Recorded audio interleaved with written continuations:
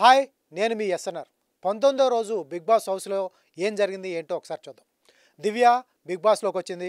అయితే big boss రావడంతోనే దివ్య big బాస్‌లో ఉన్న 13 మంది సభ్యులకు ఒక్కొక్కరికి ఒక్కో ర్యాంకింగ్ ఇవ్వాలంటూ కూడా చెప్పడం జరిగింది.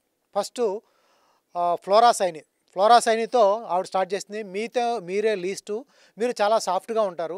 మీ గేమ్‌లో ఇంప్రూవ్‌మెంట్ కావాలి అంటూ కూడా చెప్పడం జరిగింది. అయితే ఇక్కడ కంటెస్టెంట్స్ ఎవరు మాట్లాడటానికి వీలు లేకుండా దివ్య ఒక్కరే మాట్లాడటానికి అవకాశం కల్పించారు. అందువల్ల కౌంటర్ ఎవరు ఇవ్వటానికి లేదు కాబట్టి ఫటాఫటా ఆవిడ చెప్పుకుంటూ వచ్చింది.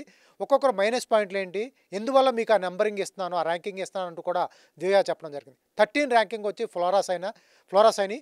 మీరు ఆ గేమ్ ఇంకా ఇంప్రూవ్‌మెంట్ కావాలి అంటూ కూడా ఫ్లోరా సైనికి చెప్పడం జరిగింది. సెకండ్ వచ్చేపాటికి రాము, రాము నువ్వు చాలా మంచివాడివి. బట్ నీ గేము మొన్న బొమ్మల టాస్క్‌లో నువ్వు గివ్ అప్ ఇచ్చేసావు. నువ్వు గివ్ అప్ ఇవ్వడం వల్ల నీ ర్యాంకింగ్ 12 ఇచ్చాను అంటూ కూడా చెప్పడం జరిగింది. ఇక వచ్చేటప్పటికి కళ్యాణ్ నువ్వు అగ్ని పరీక్షలో అయితే గేమ్ బాగా ఆడావు. బట్ నీ గేమ్ ఎక్కడ గానీ, కళ్యాణ్ ఎక్కడ గానీ ఈ బిగ్ బాస్ హౌస్‌లో కనిపించట్లేదు. నీ నీ ర్యాంకింగ్ వచ్చేటప్పటికి 11 ఇచ్చింది. ఇంకా శ్రీజ నువ్వు మాట్లాడుతూనే ఉంటావు. నీకు అసల కంటిన్యూ అయ్యే వరకు మాట్లాడుతూనే ఉంటావు. నీ వల్ల ఇసుకొస్తుంది. నీ గేమ్ స్పిరిట్ లేదు అంటూ కూడా దివ్యకి 10th ర్యాంకింగ్ ఇచ్చింది. ఇక అగ్ని పరీక్షలో చూసిన హరీష్ అయితే ఇక్కడ కనిపించట్లేదు. అగ్ని పరీక్షలో అయితే నువ్వు చాలా ఫైర్ ఉంది. నువ్వు గుండు చేపించుకున్నావు, అంతా హడావుడి చేసావు. ఆ హడావుడి ఏదో ఫస్ట్ వీక్‌లో కనిపించింది కానీ తర్వాత కనిపించలేదు. నీ ర్యాంకింగ్ వచ్చేపాటికి 9th. ఇక ప్రియ అగ్ని పరీక్షలో చూసిన ప్రియ అయితే నాకు హౌస్‌లో కనిపించట్లేదు. ఏదో ఆడుతుంది కానీ మిగతా ఆటలైతే లేదు అంటూ కూడా ప్రియాకి 8th ర్యాంకింగ్ ఇచ్చింది. ఇక 7th వచ్చేటప్పటికి రీతూ చౌదరికి వచ్చేటప్పటికి తనలో ఫైరింగ్ ఎలిమెంట్ లేదు. ఫైట్ చేసే స్పిరిట్ నీలో లేదు. మిగతా ఆటి మీద కాన్సంట్రేట్ చేస్తున్నావు తప్ప ఫైటింగ్ కానీ, స్కిట్ ఆడే దాంట్లో లేదు అంటూ కూడా దివ్య ఆవిడకి 7th ర్యాంకింగ్ ఇచ్చింది. ఇక 6th వచ్చేటప్పటికి సుమన్ శెట్టి గారు మీరు మంచివాళ్ళే. బట్ మీరు ఎక్కడా గేమ్‌లో కనిపించట్లేదు. అందువల్ల మీకు 6th ర్యాంకింగ్ ఇస్తున్నాను. ఇక తనూజ వచ్చేటప్పటికి 5th ర్యాంకింగ్ ఇచ్చింది. తనూజ ఎందుకు ఇచ్చిందంటే తనూజ ఎమోషనల్. ఇంకా గేమ్ ఇంప్రూవ్‌మెంట్ కావాలి. పద్దానికి మీరు ఏడుస్తున్నారు, ఎమోషన్ అవుతున్నారు.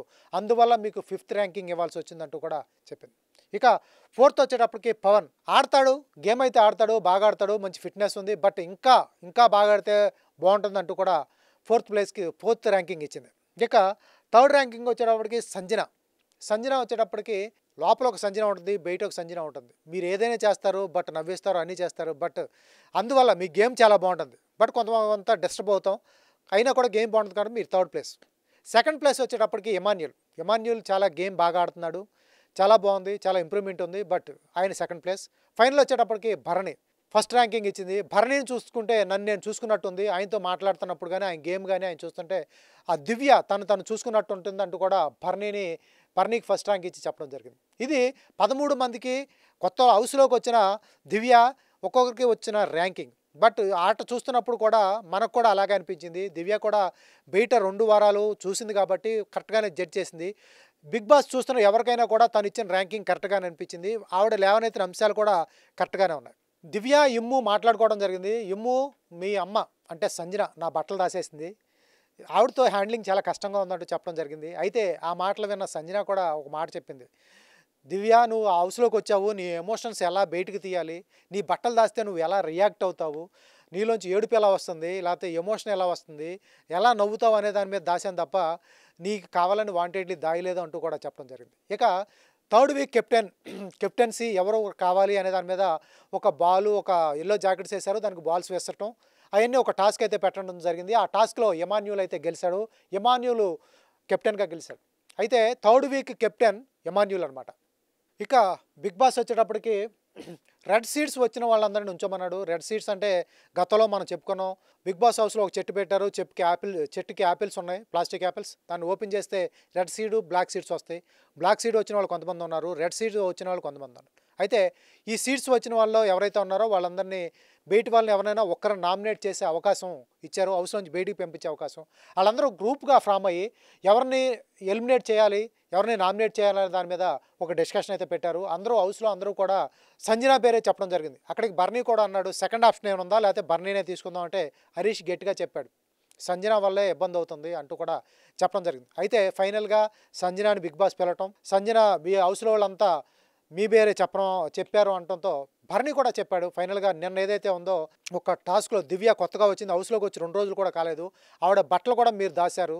మిగతాయన్ని ఫన్నీగా ఉంటాయి. ఫస్ట్ రోజు వచ్చిన అమ్మాయి బట్టలు దాయటం వల్ల ఆవిడ ఇబ్బంది పడుతుంది. అందువల్ల మీరు చేసే పద్ధతి నాకు నచ్చలేదంటూ భరణి కూడా ఆవిడని నామినేట్ చేయడానికి ట్రై చేశారు. ఇక భరణితో పాటు హరీషు అలాగే కళ్యాణ్ కూడా ఎవరైతే మనకు హౌస్‌లో లేకుంటే ప్రశాంతంగా ఉంటామో, ఎవరు లేకపోతే హాయిగా ఉంటుందో, ఎవరు లేకుండా ఉంటే హౌస్ మొత్తం హ్యాపీగా ఉంటామో ఆవిడే సంజన. కాబట్టి సంజన బయటికి వెళ్ళిపోతేనే మేమంతా హ్యాపీగా ఉంటాం, గొడవలు ఉండవు, దొంగతనాలు ఉండవు అంటూ కూడా కళ్యాణ్ ఓపెన్గా చెప్పేశాడు. ఓవరాల్గా బిగ్ బాస్ అందరి మాట విన్న తర్వాత అందరినీ సూట్ కేసులు తెచ్చుకు రమ్మన్నారు. అందరి మాట విన్న తర్వాత హౌస్లోంచి సంజనాని బయటికి పంపించేశారు. హౌస్లోంచి బయటికి వెళ్తూ సంజన చాలా ఎమోషనల్ అయింది.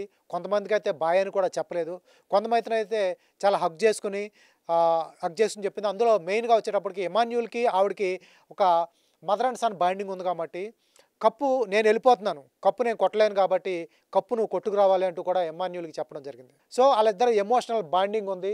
తర్వాత ఆవిడని వెళ్ళి ఒక సీక్రెట్ రూమ్లో పెట్టారు. అయితే సీక్రెట్ రూమ్లో పెట్టే ముందు ఒక ఇన్సిడెంట్ ఆవిడ చెప్పింది, నేను నాటీగానే ఉంటాను, బట్ నేను ఎక్కడ గేమ్ అయితే పక్కగా పాడు చేయలేదు, చాలా ఎమోషనల్గా ఆడతాను, నేను ఇంట్లో ఎలా ఉంటానో ఇక్కడ కూడా అలాగే ఉంటాను అంటూ కూడా చెప్పడం జరిగింది. అయితే తర్వాత ఆవిడని సీక్రెట్ రూమ్లో పెట్టడం జరిగింది. హౌస్లో ఎవరెవరు ఏం మాట్లాడుకుంటున్నారో కూడా ఆవిడకి వినపడే విధంగా మాట్లాడుకున్నారు. అక్కడ అందరూ కూడా పెద్దగా ఫీల్ అవ్వలేదు సంజనాని బయటికి పంపించడం వల్ల, ఎందుకంటే వాళ్ళే నామినేట్ చేశారు కాబట్టి పెద్దగా ఫీల్ కాలేదు. బట్ ఎమాన్యుల్ ఒక్కడే ఫీల్ అయ్యాడు. తను రాత్రిపూట ఎప్పుడు ఏడుస్తూ ఉండేది. ఆ ఏడుపుని ఎక్కడ కూడా గేమ్లో చూపించేది కాదు, చాలా జెన్యూన్గా ఆడేది. చిన్నవి వద్దు ఎందుకు ఏడిపిస్తున్న వాళ్ళందరినీ అంటూ కూడా నా క్యారెక్టర్ ఇది అంటూ కూడా సంజన చెప్పింది. సంజన వెళ్ళిపోవటంతో బాగా ఎమాన్యుల్ అయితే బాధపడ్డాడు. వాడు నా పెద్ద కొడుకురా అంటూ కూడా సంజన మనకు చూపించే విజువల్స్లో అయితే. ఓవరాల్గా వచ్చేటప్పటికి ఈ శనివారం బిగ్ బాస్ హౌస్లోకి 7 నుంచి 8 మంది సభ్యులైతే వస్తున్నారు. ఇప్పటికి దివ్య అయితే వచ్చేసింది. ఇంకా 3 కామనర్స్ రావడానికి రెడీగా ఉన్నారు. మొన్న హౌస్లో కూడా తీసుకొచ్చారు నాగా వీళ్ళందరినీ, తర్వాత అనుశ్రీ, నాగా వాళ్ళని తీసుకురావడం జరిగింది. అలాగే సెలబ్రిటీలు అయితే ఒక 5 అయితే రెడీగా ఉన్నారు. బిగ్ బాస్ అయితే అంత మామూలుగా ఉండదు. ఇప్పుడు ఆడినట్టు ఆడితే కూడా కుదరదేమో, ఎందుకంటే వచ్చేవాళ్ళు కూడా సెలబ్రిటీలు కాబట్టి జాగ్రత్తగా ఆడాలి. కామనర్స్కి అయితే ఇంకా గేము తెలిసినట్లేదు, ఓపెన్గా ఉన్నారు. బట్ వాళ్ళు కూడా ఫస్ట్ స్టార్టింగ్లో గేమ్ తెలిసి ఆడుతున్నారు అనుకున్నాం కాబట్టి ఎక్కడో లూజ్ అవుతున్నారు.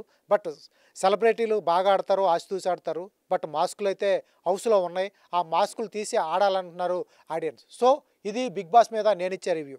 నా రివ్యూ కానీ అలాగే బిగ్ బాస్లో మీకు ఎవరు నచ్చిన కంటెస్టెంట్ అనేది కింద కామెంట్ బాక్స్లో పిన్ చేయండి.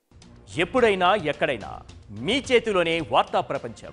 మీ మొబైల్లో, మీ కంప్యూటర్లో, మీ టీవీలో సాక్షి టీవీ డిజిటల్ ప్రసారాల కోసం లాగిన్ అవ్వండి www.youtube.com/సాక్షి టీవీ.